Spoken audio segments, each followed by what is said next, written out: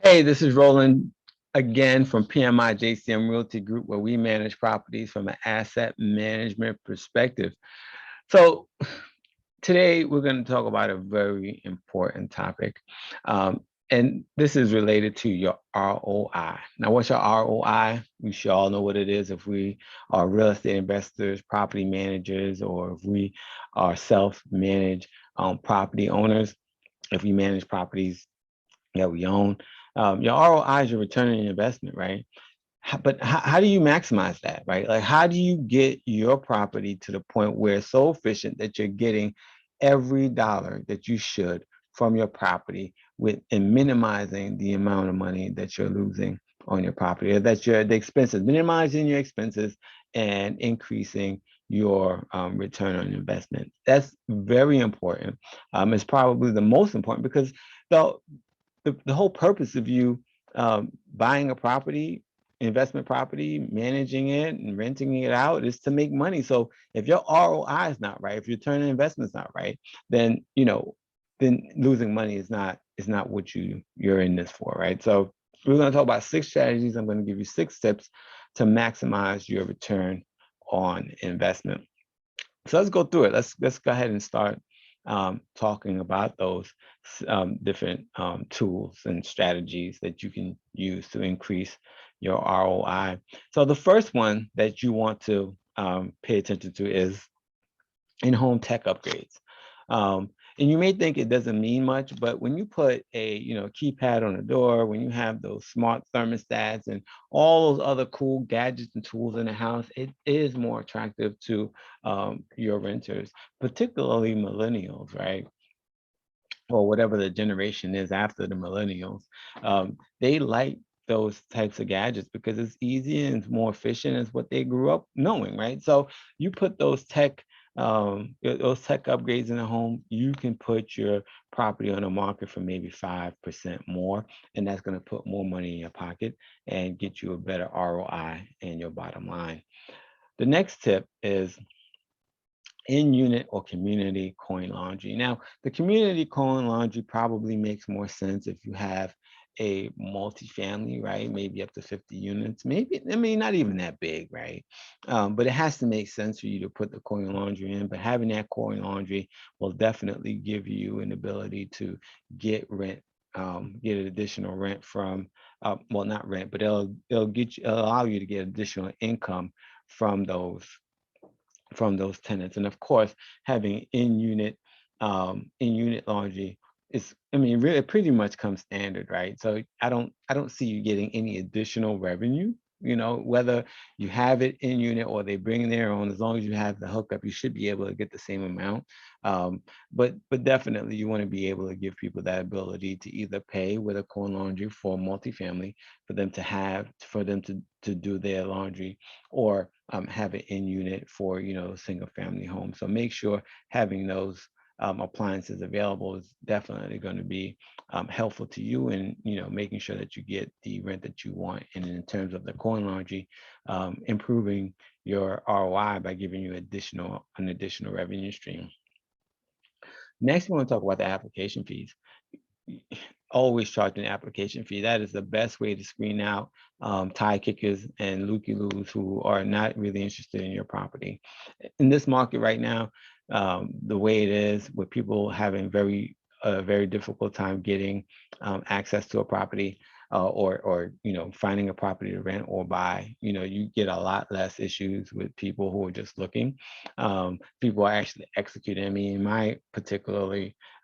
in my experience right now, I have people paying security deposits and application fees sight unseen, right? Like, my properties are full, and the tenant's not moving out for 30 days, and they're like, okay, we want to pay everything now because we don't want to miss out on this opportunity. So but you got to make sure you have to make sure you understand your market, your city, your state, your county, and there may be some limitations on what you can charge as an application fee. But I would say, as an additional revenue stream, make sure you do charge those application fees.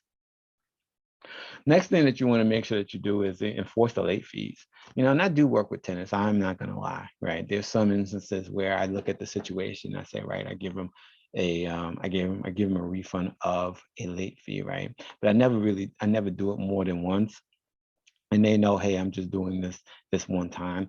And if they do it again, if they ask me again, I tell them, no, I already gave you one. I'm not giving you another one. And they kind of understand. And once they understand that, then having the late fees is an additional revenue stream, right? So always make sure you charge a late fee.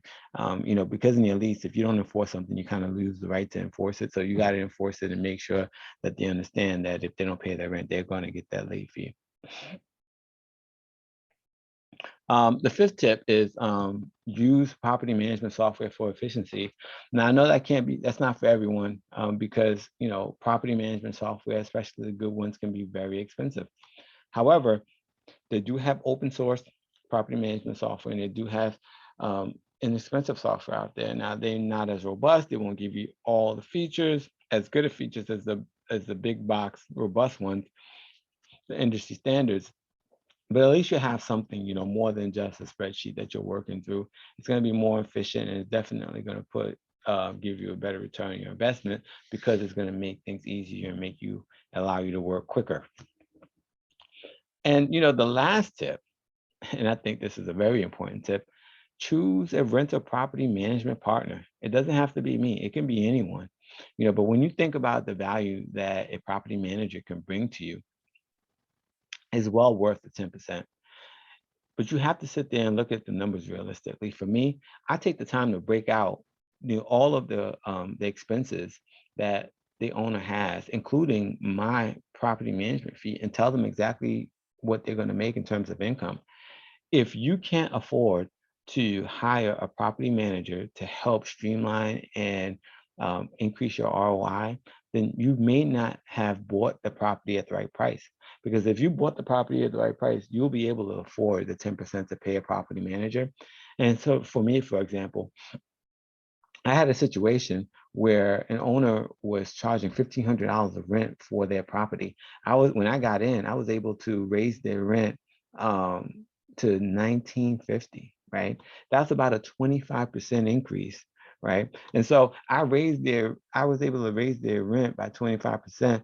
I'm getting 10%. They still make 15% more than what they were making before. Now, is that worth it?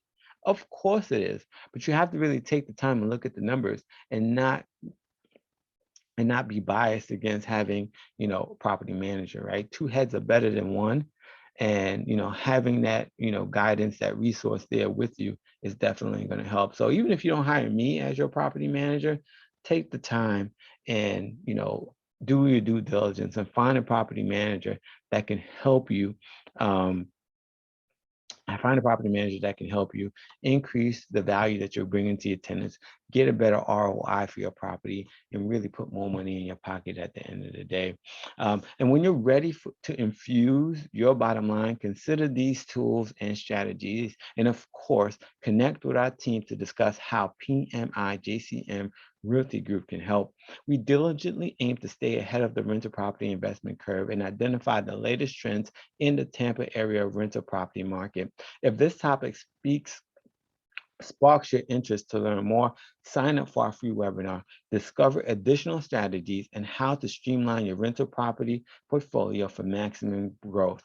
It is a conversation that you don't want to miss. It is another hot topic that the investors of today need to hear. Not only will we talk about these topics, but we'll also discuss how to guarantee the rent even if the tenant doesn't pay, how to get your money during the pandemic, how even if the tenant doesn't pay a security deposit, you can make sure that any damages caused by the tenant is paid. And last but not least, and this is one of the important, how to get a JV partner property manager.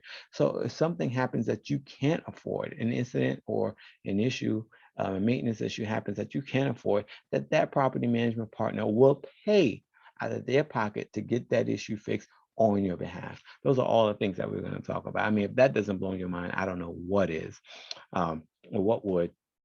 So, so join our free webinar, and we'll discuss those topics and more. You can also find ongoing answers to the most pressing questions by joining our Facebook group to connect with other property owners interested in achieving similar ROI goals. We're going to exchange fresh ideas and address shared process challenges with other rental property investing professionals. And should you have any specific questions that are more in-depth, tailored solutions for you specifically, schedule a meeting on my calendar and let's connect.